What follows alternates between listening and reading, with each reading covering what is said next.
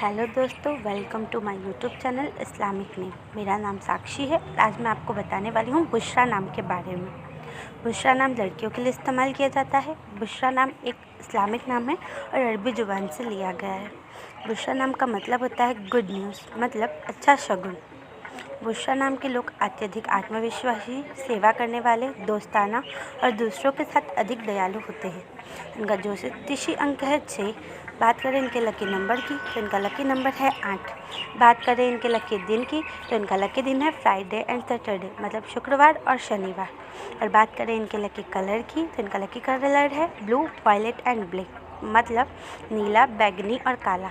और बात करें इनके लकी स्टोन की तो इनका लकी स्टोन है एमेथिस्ट। एमेथिस्ट का मतलब होता है जम्बूमणि। एमेथिस्ट जामुनी रंग का काफ़ी सुंदर और चमकीला रत्न होता है। लकी मेटल्स की बात करें तो इनका लकी मेटल है आयरन, मतलब लोहा। अगर आपका नाम बुशरा है तो कमेंट बॉक्स पर अपना नाम ज़रूर लिखें। ये जानकारी अगर आपको अच्छी लगी हो तो हमारे चैनल को सब्सक्राइब करें और वीडियो को लाइक करें। अगर आप अपने नाम के बारे में जानना चाहते हैं तो कमेंट बॉक्स पर अपना नाम ज़रूर लिखें और इस वीडियो को अपने दोस्तों के साथ शेयर करें।